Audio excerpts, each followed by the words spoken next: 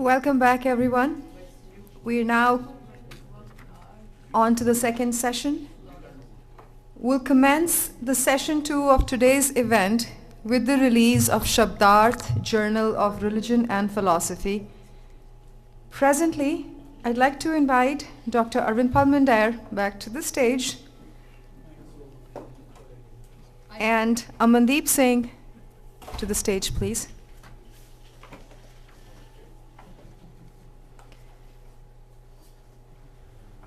Okay.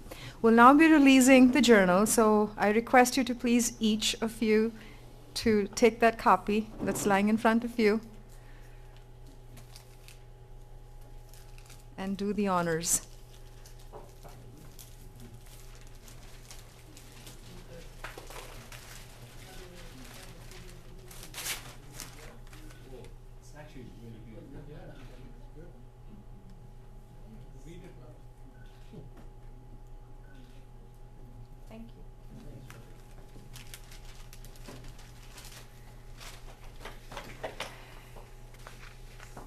So, I'd like to talk a little bit about the journal and the relevance of Shabdarth in today's context. A journal captures the intellectual history of a time and space. And that history that it captures, you can consider it as an encapsulation that it places into as an epistemic brick. So, that intellectual history is captured as an epistemic brick, and that brick is something that one can imagine gets placed into the whole epistemic framework of a civilization. So the Journal of Religion and Philosophy, Shabdarth, that's been released today, aspires to be a scribe of conceptions that are rooted in the triangular seedbed of experimentation, experiencing, and formulation. Any epistemic construction is a bold effort. It's a bold initiative. And it requires a lot of rejuvenation, experimentation, personal experiencing, and reformulation. And having the courage to do this over and over again, and every learning that the person who's undergoing through all this is doing, is contributing to the intellectual history of his or her times. And in doing so, whoever undertakes this arduous journey is placing a brick of this intellectual history in the overall epistemic framework of the civilization. This is not a very easy task. If I was to make an effort at zoning into the title of Shabdarth, I would not call it as the literal fusion of two words coming together, the Shabd and the earth. It's not just simply a literal fusion of Shabd, meaning the word, and earth, meaning the meaning. Instead, Shabdarth is a philosophical paradigm that conceives very much that there is an inherent interrelationship between Shabd and earth at the onset. So this has to be thought about as a singular entity. And that the meaning of the earth, the meaning or the earth of Shabd unfolds to the means of its realized experiencing. And the Shabda, in its contribution, it illuminates and fortifies the new layers of meaning construction. So they have a very fluid interchange between the two. So Shabdarth can only be imagined collectively if one has to fulsomely understand what it means. And it's one's self, one's ontology through which this all comes to light. It's essentially one's self through its rejuvenability, and every self is endowed with the principle of rejuvenability. One's self through this rejuvenability grapples with meanings of self, and one culls the stagnant and ossified modes of engaging in the temporal. And in that process, one re-ontologizes and reformulates oneself. And with every such venture of reformulation, one unveils the experience of Shabd. In other words, it is through the continuous rejuvenation of ourselves that we partake the blossoming experience of Shabd. We cannot take the experience of blossoming of Shabda unless we are rejuvenating ourselves and reconstructing ourselves. And that's the journey that the Shabdarth journal is aspiring to promulgate, is aspiring to enhance. With this, I'd like to invite Amandeep Singh for his talk on Shabdarth.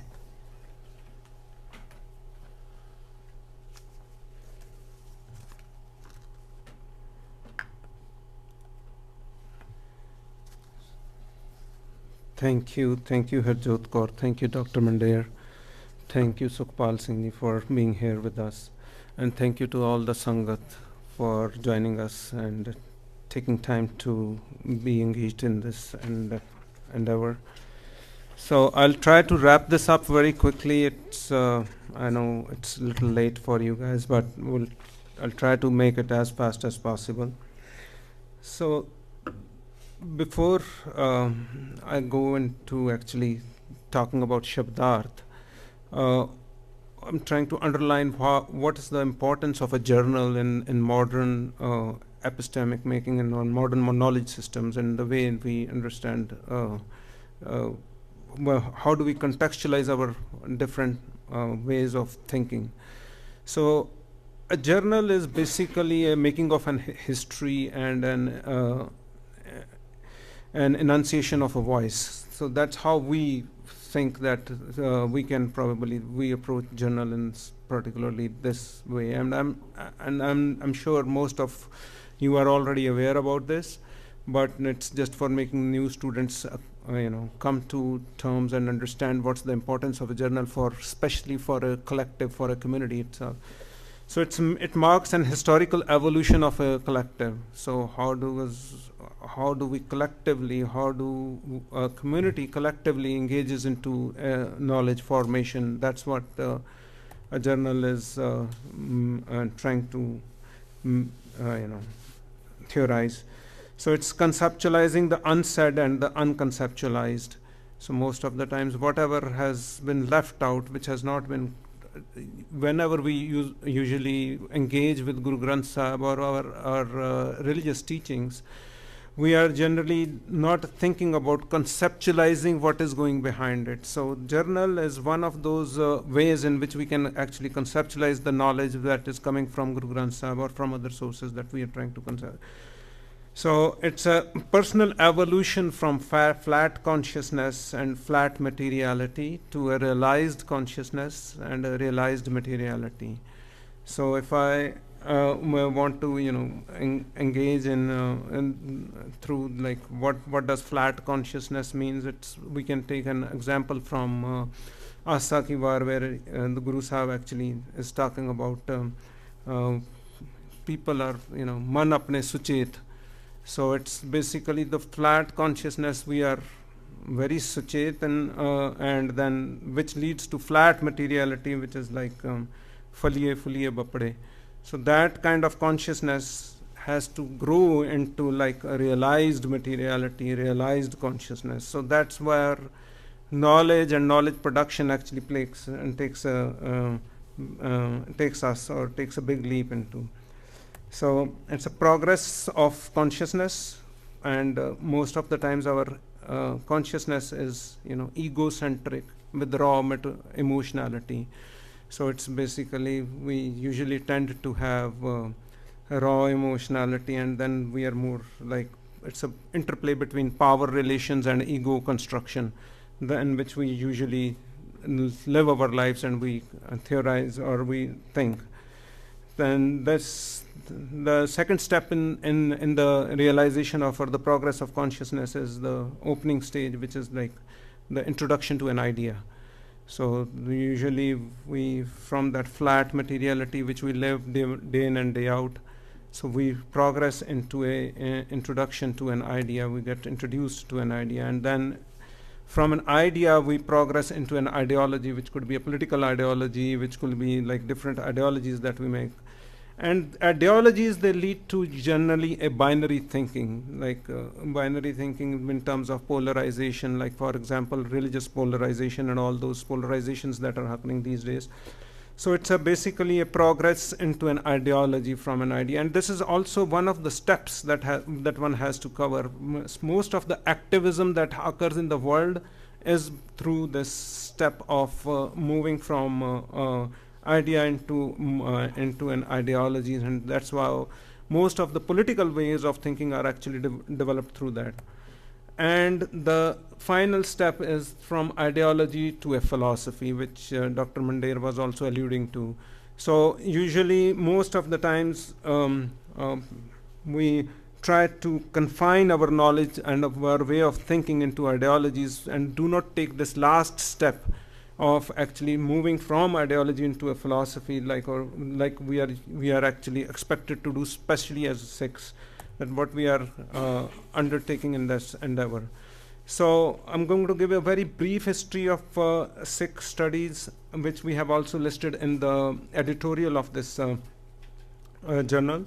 And Dr. Mandir has already given a very comprehensive view about it, but I'm going to go into a little bit more, different shades or something which probably the way we were also relating with the history of Sikh studies.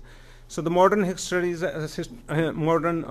Sikh studies, as Dr. Mandir also pointed out, it was an intertwining of the historical conditions of the Sikhs and the activism which actually happened in earlier last decade of the 19th century and early decade of the 20th century during the Singh Sabha reform movement.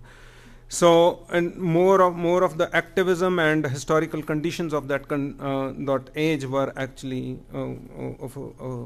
a point where we started into actually taking up the modern Sikh studies. So the Singh Sabha reform movement, it was marked by mass publication. So you see that new books were first time published, and then we had newspapers, lots of newspapers, novels, and conceptualization of Sikh doctrines. All those activities were actually taking place during the time when during the Sikh Sabha reform movement. The first Sikh novel, Sundari, was also published during that, which was Veer Singh's novel, and then the first English novel in Sikhs, which was Bhagirath, was also actually written during that time. So not many Sikh novels in English are still available in our Western world too. But if you read through Bhagirath, it presents a very rich tapestry of historical conditions, especially of Punjab. So how does Punjab lives and breathes, and how does it experiences spirituality? That it gives a very, very rich account of the conditions out there. So, and then after the Singh Sabha reform movement was the first wave of the Punjab studies. So that was a kind of a period up to 1920s, 30s, that when the Singh Sabha reform movement was very active. It produced a lot of literature, but with the partition of Punjab, and especially in 1947, that all the knowledge formation within Sikhs that was happening is actually so much intertwined with the historical conditions that it always had a reciprocal effect on the way in which the community built its knowledge systems. So the first wave of Punjab studies came after 1947, especially new scholars, when they started thinking about the aimless violence that happened in Punjab. So it was like they could not make sense of what was going around them. So they were living into that paradigm, living into that knowledge, living into a very fluid society for almost like for generations, and suddenly something unprecedented happened during that time, which caused a subjective holocaust of 1947, and the intellectual attention actually shifted from Sikh studies towards Punjabi literature. So people were, and there was a huge literature that was produced during that time, especially focused on Punjab as an Punjabi ethnicity, or Punjab as a or Punjabiyat. So the Punjab became a more focused center of studying that region, so that the religious polarization was considered to be a part, a condition which was causing tensions or causing causing violence in that area. So the new with this change in that condition, there was a shift from Sikh studies towards Punjab studies. That was the first wave in which that happened. But when with the rise in tension in Punjab's historical conditions, especially post 1960s, then the second wave of Sikh studies returned. So this time it was spearheaded by W.H. MacLeod, that Dr. Mandir also pointed out. But this was not a very congenial and very not very appreciated in Sikh minds, and so it had a very critical review of Sikhism.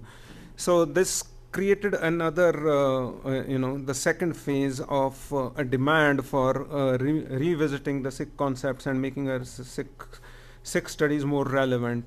So to provide a pushback to MacLeod's work, so there was more contention from within Punjab too, which was generally concentrated on the contentions on the data and its selection. So how was he collecting the data, and how was that data becoming more how it had led to a misrepresentation of Sikhi among not only within Punjab but in the entire in the diaspora and in the other Western countries. So this led to a second wave within Sikhs, and this time this was mostly coming from the diasporic communities. So the diasporic scholars, they started giving that pushback into MacLeod's school and drawing upon the post-coloniality and the psychoanalysis. This was basically a method to give a theoretical framework of the works, and Dr. Mandir's work was very, very instrumental in making that clearing out that space which was kind of hegemonized or colonized in a particular way.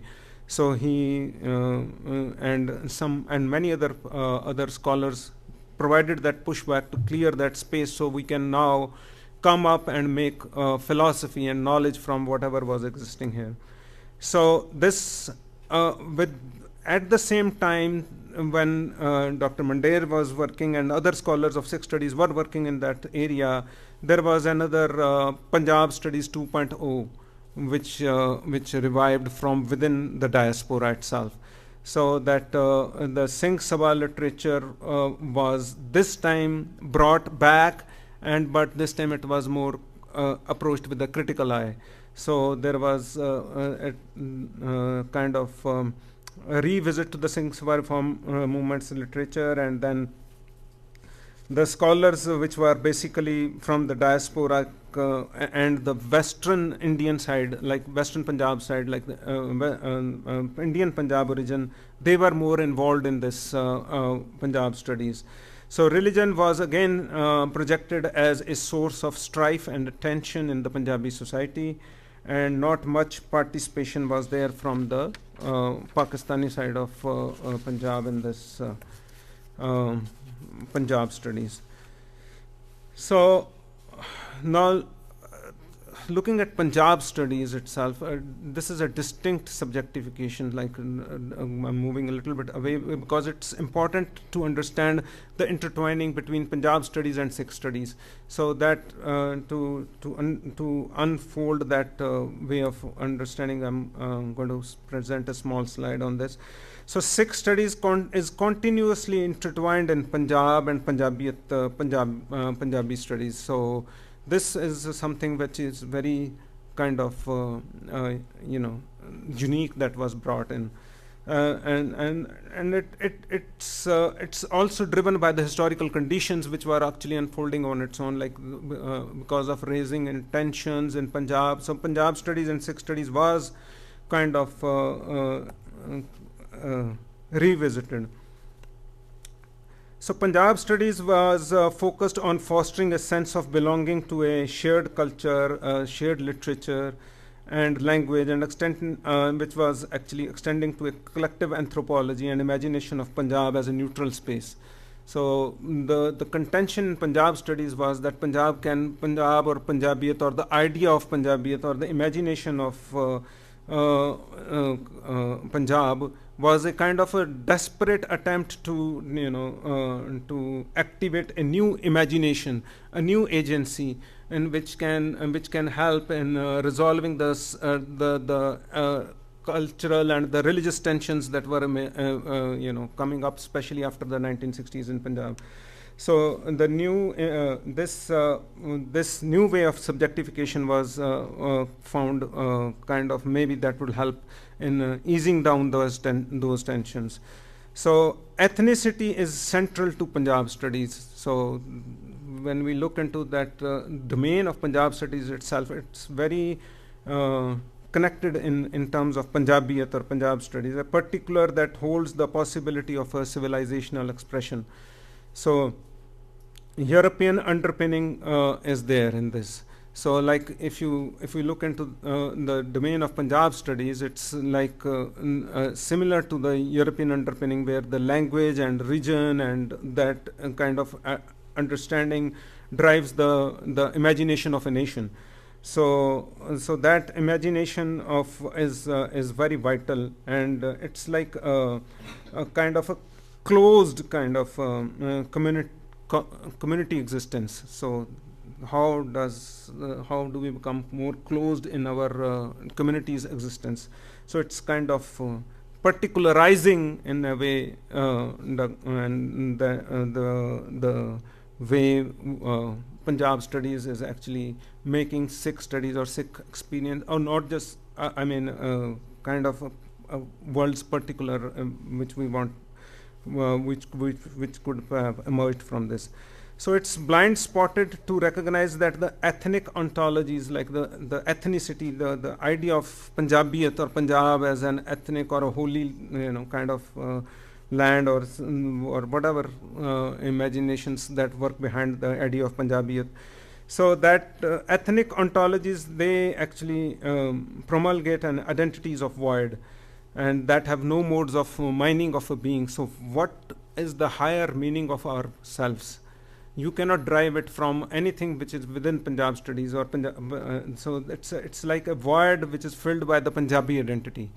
So we cannot just revolve our imagination on a folk dance or a culture or or a language. So that is something that that central pillar is missing in this.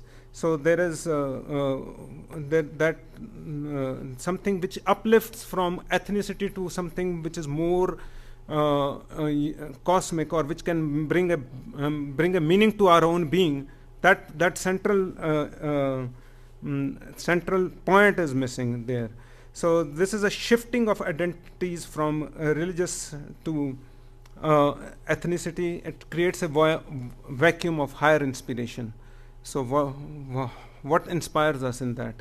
So there is no inherent agency to elevate human consciousness through an ethnic connection, and such as Punjabi identity, or in that matter Bengali identity. I have taken a Bengali identity as a example because Bengal was also divided into two parts during that time. So basically that kind of understanding cannot galvanize through a new centripetality of things. So which they are trying to kind of force inside, make something settle down in the minds and the being of the people. So a surface level analysis is there. So there is they have a contribution and bringing Punjab and Punjabi studies at a world stage. But there is that the analysis that is being done is more of like a surface level analysis. It doesn't dive deeper into the inner layers. So during the partition violence, why did Punjabis turned against each other? So not because that they adhered to a religion, but because they are actually not, they are failing to do, it's actually exactly the opposite. They are failing to nurture the blossoming realization of religion, and that stagnation of consciousness into a racial ideology of religion. So how these aspects are not being looked into. So Punjabis were turning against each other even before this colonial construction too, because we have examples of Mir Manu and Zakaria Khan. So those Punjabi identity were already operating, or the ethnic experience was already there. So the solution is rendered, without actually taking the in-depth analysis of the problem. So it's just a surface level analysis, and which is problematizing the entire structure of religious experiences, or the spiritual experiences of that land. So with that, now I turn towards, in this background of how education, Sikh studies and Punjabi studies was actually developing, now turn towards this the journal Shabdarth. So how did we envision it? How did it come to where we are launching it today? So where we are today. So it was envisioned almost a decade ago. So it's not a new thinking. We were thinking it for quite a long time, because a journal is not something that can be produced by one person. So we need a collective journey for many authors to come forward. So that's the reason it took quite some time. So there were and I want to give you a small figure. Most of the times we ignore that fact, that how important a journal is for a community, for collective voice of. If you look at Buddhist studies, they have more than 3,500 journals, and for Sikhs, I believe it's not more than 4 or 5, or maximum, just that should be in one figure. So it's because the collective does not think, the collective journey does not make a knowledge system for its own. That's the reason what we were working for such long time. It took us so long to actually bring this into actual printed form. So a vision to develop a platform for document journal requires this, that we need a vision to document, to produce, to preserve, and share the collective knowledge. So that vision was always there, that we wanted to do, and we wanted to bring together the diverse viewpoints from different temporal and spatial experiences. So it's not just that we want to focus only on Punjab, and we want to actually include all spatial experiences that Sikhs are having these days. So understanding that the community matures in language, and history and historical understanding through continuous production of new texts. So how do we continue to do that? So this is not only what were Sikhs doing in this age is going to be represented through these voices for our future. So we are developing a platform to foster a collective intellectual capacity of the community. So the entire communities, we're trying to work through this, and which involved direct engagement with the community, and we encouraged and developed new writers through classes, conferences, seminars, and symposiums, and much more. So all those activities were undertaken for coming up to this level. And there were regular classes that were held covering the topics such as language studies, translation, world literature, Sikh studies, interpretation of classical literature. all while underpinning the importance of the research. So, and while before we published that, we had an in-depth focus on paper writing. We conducted like almost 3 to 4 months of online classes to on topics like how we were trying to teach the key aspects such as how to select a topic, how to make references, how to construct a narrative, how to develop an argument, how to create sentences, word choices, clause placement, conducting field studies, theorizing lived experiences, and engaging in archival research, and the literary and the iterative process of refining and revising. So all that has gone through each and every paper through while we were working towards this final publication. So now coming to this first edition of Shabdarth, and because we have, as I mentioned, we took that next step from moving ahead from ideologies into intersubjective transparencies. So it's an exploring creative possibility of new consciousness and new worldview. So this is one thing that we are trying to do in this. Many of the papers that have been written in this first edition, it's a continuous process for reimagining and developing a new worldview. So moving beyond the ideologies of colonialism, post-colonialism, and other binaries, we have tried, because as I said, we can go to a certain point with the binaries and with the ideological thinking. But beyond that, we need to, and that's very important step to actually clear the space. But we cannot just stay there for after clearing the space. We got to go above, beyond that. So we move beyond that colonialism and post-colonialism and other binaries. So then these were the subjects transcending identities. And there is a paper on Mansoor, which is, and since this is a bilingual experiment that we are doing, so it's going to be very helpful for both people who can read Punjabi as well as who can read in English. So there is these kind of papers are usually are not presented in the current, especially in the academic domains of, especially in Punjab. So we have tried to transcend the identity politics or the identity boundaries of identities that we have constructed especially after the colonial understanding of religion. So we are trying to explore a third alternative beyond the historical dialectics. So, for example, can secularism and religion coexist? So there is a paper that I've written on beyond critique. So that you will find is more of can secularism and religion can them coexist and synergize? How do we develop a worldview? So that's kind of very central in these papers. And then uncovering the symbolic meanings that are obscured by the historical forces and prevailing narratives. There is a paper by Rajbir Kaur in this, especially trying to understand how symbolism and symbolic meanings are there so much prevalent in Sikh texts.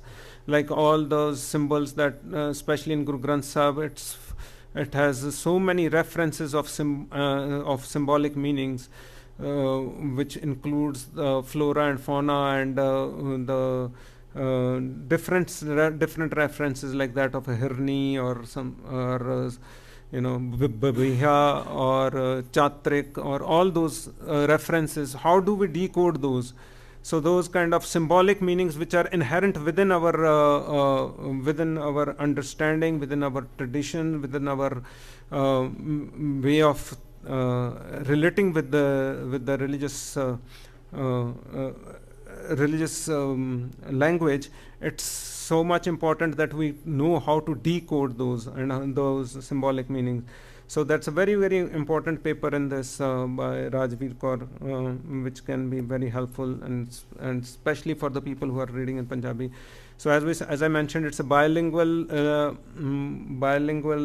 journal to capture the experience inherent within the language. So translation, most of the times, when we try to import the meaning from one language to another language, we try to drop off a lot of the contexts in which that word is used. So we just take the word as such in the literal sense, but we do not know how the different contexts are attached to those words. Like, for example, if I'm reading in Gurdwaras, we often say like man chauk nera. So I cannot just translate it that I am very excited. So that translation makes a brings a completely different connotation attached to it.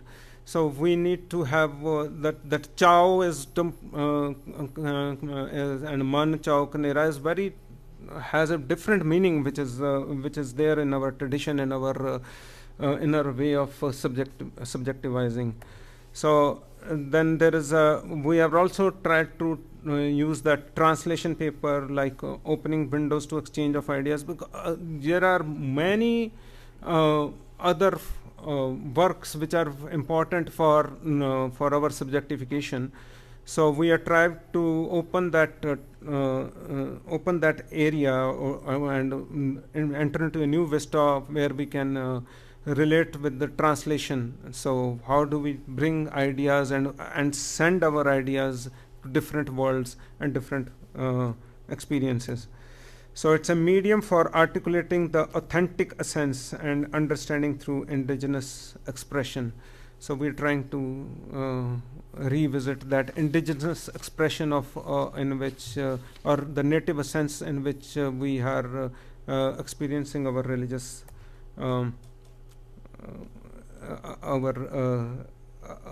religious understanding of Sikhi. So Shabdarth is this is my final slide that I wanted to share. It's an attempt to open the horizons that we have usually, subjectivated or brought into a different kind of way of thinking. It's some kind of control that we get used to. So it allows a cross ventilation of ideas through many subjects that do not presuppose the other. So we do not presuppose somebody as the other. So basically we try to open that area. So we are conceptualizing the experience of Naam Ras in Shabd philosophy. How does Naam Ras gets translated into Shabd? How do we conceptualize the Naam Ras? How do we make it available in our understanding? So basically conceptualization is very central in this. It's a journey of self-preparation from historical to meta-historical. So we are not just living in historical being, it's like a trans-epistemic realization. So through opening those windows, so that's why we use the word intersubjective transparency. So it's a trans-epistemic realization beyond any ossified or beyond any siloed epistemic readings of our texts. So which generally saturates our mind and our being into a historical community. So we are not just a historical community, we are an experience, we are a realization for which fluidly travels across many realizations in the world. So we want to be, we encompass that spirituality of different realized experiences. So it's a journal which is based on underlying the philosophy of Mauldi Nishchita, or what we call as the blossoming certainty. So we blossom in this, and that overcomes the epistemological and the ontological barriers. So we're trying to open those barriers, and we are. This is my last point. It's creating a platform of focused mindfulness. which is through like sadhana or concentration of mind and preparation of self, and not a mere decoration of a textual narrative. So we want to go into that explore that those areas and those horizons which are kind of we are accustomed to in our everyday being. So I had just this small presentation, and thank you very much. Vaheguru Ji Ka Khalsa, Vaheguru Ji Ki Fateh.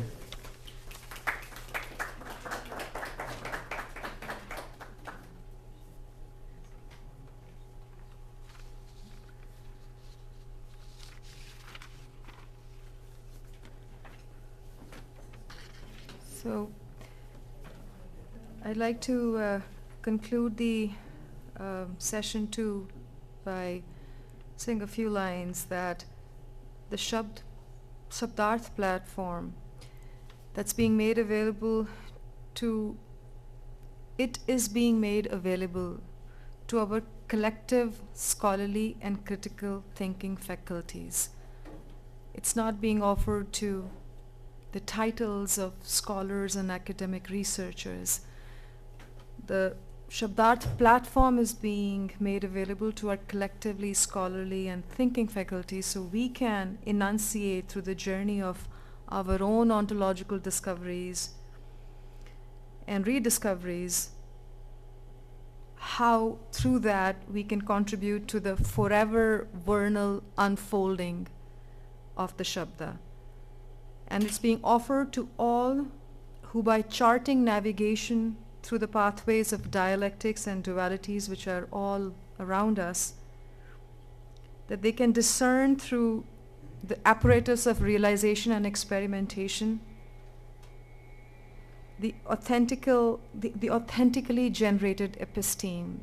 So as we go on this journey, an episteme that's authentically generated by our collective selves, that's what we are encouraging, and that should really contribute towards realizing the cosmography of Shabd tradition. At this point, we are at the end of session 2, and I'd like to extend an invitation to the audience members for Q&A with our speakers of today. If anyone has any questions for Dr. Mandair or Amandeep, please feel free to ask. And it's a very informal conversation.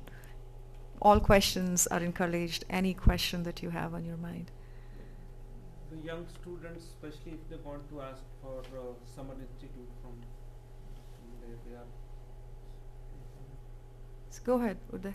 Yeah, so I was just going to ask about like some of the polemics that were being published during the Singh Sabha led, because obviously there was like a confluence between Western and indigenous modes of thought that was starting to, be talked about in these new publications. But we often hear about like Baiveer Singh and Gyani Sher Singh and Gan Singh Nabha as like the scions of this movement. But I know that there were also smaller Singh Sabhas, such as the Pasor group or the Sanatani Singh Sabha based in Amritsar. So what kinds of publications and what kinds of discourse did they have with the Western philosophy, or with the new Western mindset that they had to interact with? Is that for me? Yeah. Okay. You're right. There were smaller movements. If you're asking about the Sanatani movement, I think particularly, I indicated the work of the Faridkot Tika and the group of people, Which was sponsored by the Amritsar Center. Yeah. So I think that theirs was a genuine attempt to push back and resist the Western ideology. it was a very genuine attempt, but it was reaching into a universe that was already becoming problematic and contested. So, and that universe was basically this overlap between what we now regard as kind of Hindu and Sikh, basically. And of course, the British effort kind of exacerbated that effort, and it took Sikh thought outside of its indigenous ontologies, basically.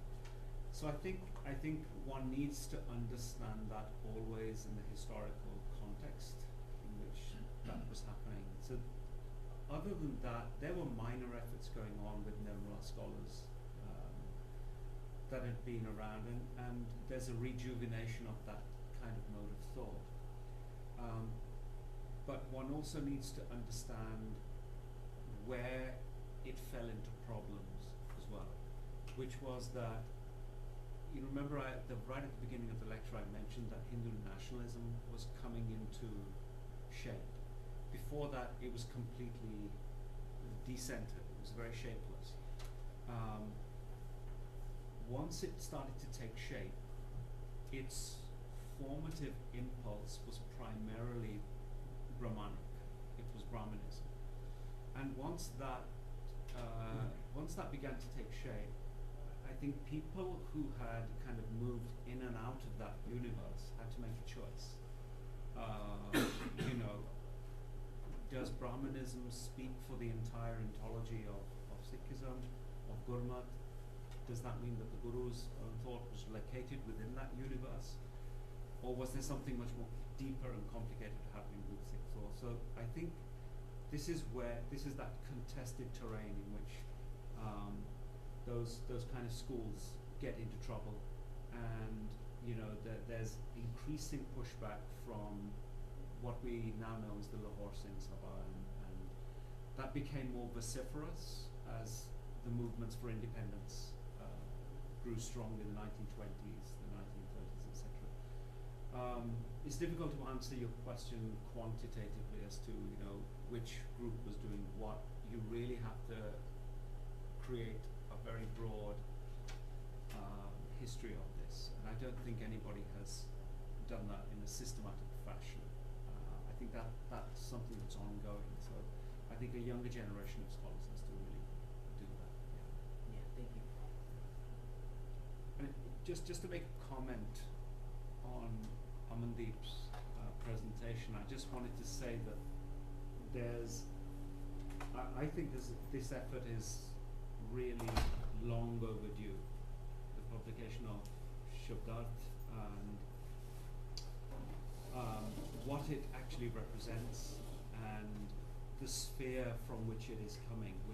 I've always wanted, when I interacted with scholars in Punjab in the 1990s, when I was doing my research work out in Punjab, I really wanted a post-colonial effort to come from within Punjab, which could direct us out in the diaspora. We didn't see that for decades. It took a long time, because I think the Punjab universities have kind of become super secularized as well, and the pulse of what we understand as Sikhi Gurmat has kind of faded out from the effort of those kind of universities. And I think Nath Prakash has really taken on that effort to keep alive experimentation in Punjab with and between the encounter not just with the West but also with this new India that we're seeing. It's a whole different terrain now, and these are really interesting efforts. I think there are others that are going on, but it's all the work that they've been doing on the ground is coalesced into book publications, and also now this new journal, Shabdarth, which covers religion and philosophy. So I'm really happy to see that, and I think there's a really productive synergy between the kind of work we're trying to do at UOM and also the non-Prakash work people have been doing. And I want to congratulate them on releasing releasing this journal. It's a great effort. Hopefully it'll come online as well. You know, I can see myself contributing to it in future as well, because I think it gives a freedom and a fluidity to scholars like us who are otherwise constrained with the very problematic gatekeeping in normal academic journals. So this is a space I think that I think could be cultivated in a very productive way. So just a small comment. Thank you. I should have actually invited you to the stage to say this. It just, yes. Yeah, so I had another question. This is about Shabdarth. So you mentioned that it's like a bilingual journal. So for like young readers, especially those who are like, maybe not as fluent in reading Punjabi, how would you suggest that like we go about approaching those articles? Well, first of all, it's an opportunity for everybody to take up this, but with the as I mentioned, the translation is of a subject from one language to another. It's not just merely carrying a meaning from one, transportation of a meaning from one language or from experience. So we, if we want to open up the new way of thinking, we need to actually step into a language. So while we take that effort of stepping into, is probably it's at the start it might sound a little bit of uphill task, but it can be overcome, especially with the emerging technologies and AI. This makes it a little bit facilitates it a little bit better, but yeah, that is something that will definitely require some more of continuous engagement with the subject, which can help both sides. Yeah. So there can be ideas which are inherent within Punjabi language which can be transported here, and there are some new ideas which are developing from the West, which can actually help the students in Punjab and people and more academic institutions in Punjab to pick up the new idiom and pick up the new ways of research which are happening in the West, specifically in the United States and other areas where research has gone to a completely different level of methodologies. I also think we have to give resistance to the idea of translation. In its dominant form, it's still part of a very kind of secular Western ideology. I think we have to understand translation not just as crossing borders, but the fact that the life that we live, the lives that we live, are continuously and unproblematically, and actually problematically as well, but fluently crossing those borders all the time. So what happens to translation, right? Is the way we do translation automatic and not gate-kept in our minds, right? So that's the great thing about having these bilingual journals, in which you automatically have to bring a translative subjectivity, a translative consciousness to look at these things. So actually, it's a place where you can push back on the idea and the history of translation as well, which is very interesting. That's why I have such a contested understanding of translation. I'm just never been happy with it.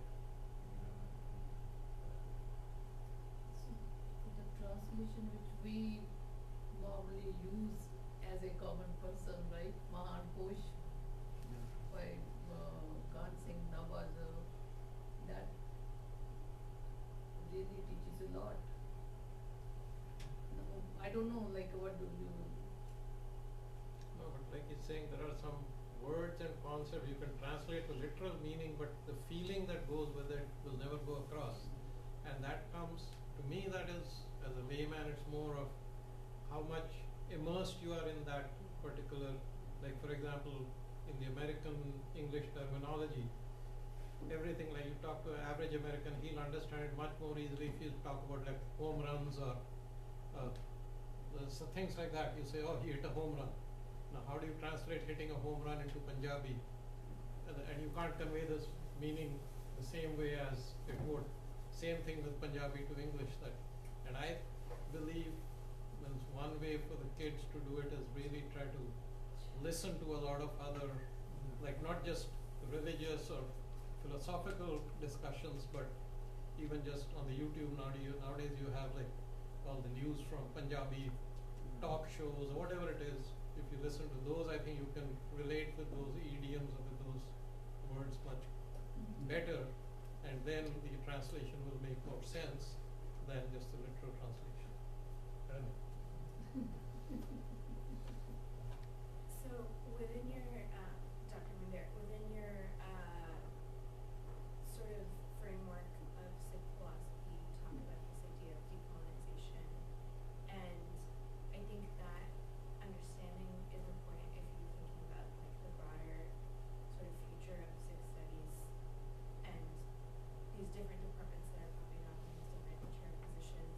But when you talk about the history of these chair departments, part of the problem that you outline is that of like people having different perspectives, like people think about open cloud and that being incongruous with what you're trying to understand as Sikh philosophy. And so how do you ensure that as these Sikh philosophy positions pop up and these spaces are created for a more in-depth understanding of Sikh philosophy, that it still like stays true to this understanding of decolonization, both in the direction of not becoming sort of like a neo-colonial, again, like translation, and then also in the direction of which you see a lot more frequently, these people or subsets of ideology where people are like, there is an authentic Sikhi, and I'm trying to understand this authentic Sikhi, or bring Sikhi back to what it was when there is no, like, quote-unquote, authentic Sikhi. That's a good question. I have a very simple answer. I won't go into a long diatribe on this. But what makes it the crucial tool, Sikh philosophy, and keeps everything, I think, centered, is subjectivity, is selfhood, which is the touchstone for what people regard as authenticity or whatever. Sikh philosophy is one of those disciplines which will allow us to be unapologetic about being Sikh, right? However we define Sikh, broadly. So somebody could be a Punjabi Sikh, somebody could be more a North American Sikh diaspora Sikh. At the same time, Gurmat and its link to subjectivity is, we should be unapologetic about that. And that does not mean I have to be a nationalist or anything like that, but it's speaking to my life form, to my subjectivity, to my soul. And, you know, that is at the center of Sikh philosophy. It's the foundation of its criticality as well, of its critical consciousness, which is fascinating because I think it's already created on an encounter between West and non-West. So in what it's doing, it's already breaking out of that thing. So to answer your question a little bit more, don't get me on this, I'll go on a lecture otherwise. I think people in different places and different generations have to take this up themselves. It's a tool that you can plug in and begin to use. It literally is like that. It's to use Deleuze's term, it's very machinic. And there's no need to be apologetic that it's not. We don't think of it as organic. We don't have to think of it as organic. We can think of it as a really useful tool. Plug in, play wherever you want. But it will speak to subjectivity. And that subjectivity never is the same. It's never static. It's always going to be evolving. But something remains constant in it. And that something is what we should be unapologetic for. Sorry. Don't know if you want to catch that trend.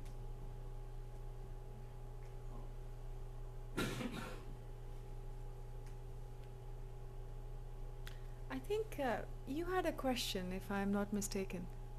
Yeah, sorry. So I think it was related to whether this course is only limited to undergrad or grad, or can it be taken by some high school children also? High schoolers, especially those going into college, can definitely take it and take college credit for it. As long as if they want the credit, they have to pay for it. But that means they've already accumulated 3 credits going into college. So I would really recommend it. It's an online thing. I'm also going to have recorded lectures, like 10 recorded lectures outlining the history, literature, the sources that they will be dipping into. And I'm also creating a podcast as well. So I have a lot of work to do before we actually get into it. But yeah, short answer to that is definitely encourage high schoolers, especially in their last 2 years. Think about taking it. Thanks. I had a small comment for you actually, since Dr. Mandir was mentioning. I was like, I could give you an example for this. It's like a very literal example. Like, whenever a tree grows, so the tree will have new leaves, new flowers every season. So it sheds off and brings up new flowers. So it's blossoming in its own way. But it will continue to have its own nature to produce its fruit. So then if it's an apple tree, it will not grow an orange. So that's the certain part in it.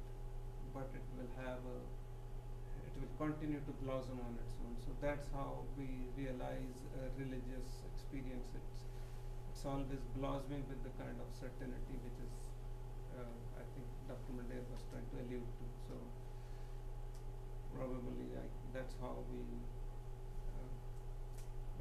make sense of, it's like more of like a river that is going through different hearts, making its own space.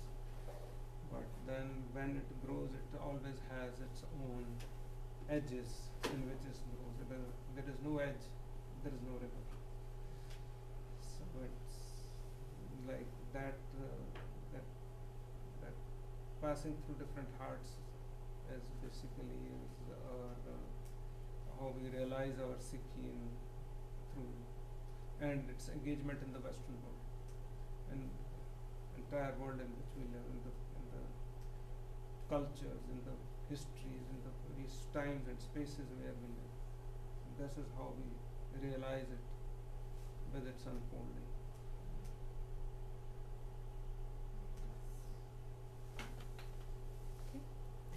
Any final questions for our speakers? Well, this brings us to the end of today's event. I'd like to request Sukhpal Singh Ji to come to the stage and say a word of thanks to our speakers and audience.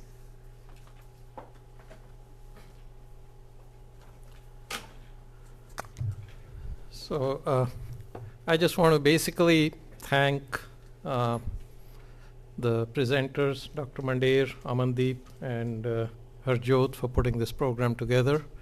I look at it as a great opportunity for all of us, and I think as a local Sangat we are blessed to have these resources for us to be able to make use of them, especially for our next generation, to be able to continue with these studies and to engage with such scholarly people.